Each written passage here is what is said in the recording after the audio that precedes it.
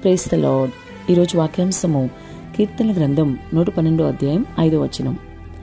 దయాళులను అప్పిచ్చువారును భాగ్యవంతులు. Amen, హల్లెలూయా. ప్రభు ఈ వాక్య భాగం నుండి ఈరోజు మనతో ఏం మాట్లాడుతున్నారో చూద్దాం.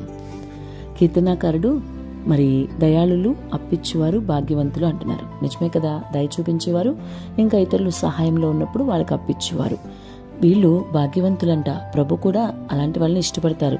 దయ కలిగి పేదవారికి సహాయం చేసే వాళ్ళంటే ఆయనకు చాలా ఇష్టం కదా. మరి వింటున్న సహోదరి సహోదరుడా, నీ పరిస్థితి ఏంటి? నీవు దయ కలిగిన వ్యక్తివేనా? పేదలు విధవరాల పట్ల నీవు దయ చూపిస్తున్నావా? దయ కలిగి ఉంటున్నావా? దయాళులు భాగ్యవంతులని నీకు తెలుసా? మరి నీ సహోదరి సహోదరుల్లో ఎవరైనా అవసరం నిమిత్తం నీ వద్దకు వస్తే నీవు వారికి గుప్పలు ఇప్పగలుగుతున్నావా? ఒకసారి ఆలోచించు. ఇతరులకు వడ్డీ లేకుండా అప్పిచ్చువాడు భాగ్యవంతుడు. అవసరం నిమిత్తమై అప్పివ్వాలి, కానీ వడ్డీ తీసుకోకుండా ఉంటే అది దేవునికి ఇష్టమైన పని. దానికి తగిన ప్రతిఫలం ప్రభు నీకు ఇస్తారు. నువ్వు ఖచ్చితంగా నీ దగ్గర ద్రవ్యం ఉన్నప్పుడు, ఇతరుల అవసరం ఉన్నప్పుడు నీ గుప్పులిప్పి ఇవ్వగలగాలి.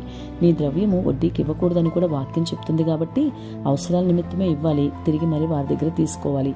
ఈ విధంగా నువ్వు చేస్తే నీ ప్రభు నిన్ను బట్టి ఎంతో సంతోషిస్తాడు. నీకు ఏ విధంగా నష్టం కలగకుండా దీన్ని బట్టి రెట్టింపు ప్రతిఫలం వేరే విధంగా నీకు ప్రభు ఇస్తారు. కానీ వాక్యానుసారం జీవిస్తున్నావా లేదా అనేది ఆయన ఖచ్చితంగా గమనిస్తాడు. నువ్వు ఏం జరిగినా సరే ప్రతి క్రైస్తవుడు కూడా వాక్యానుసారమే జీవించాలి. అంతేకాదు ప్రతి విషయంలో కూడా నీకు ప్రభు సహాయం చేస్తాడని నమ్మాలి. నీవు పేదవారికి కూడా దయ కలిగి సహాయం చేయాలి.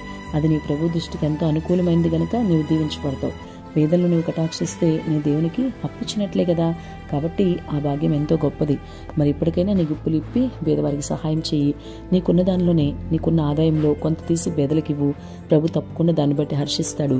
ఈ పేదలను కటాక్షిస్తే, వీరికిస్తే మిక్కిలి అల్పులైన ఈ నా సహోదరులు ఒకరికిస్తే నాకు ఇచ్చినట్లే అని ప్రభు చెప్తున్నారు.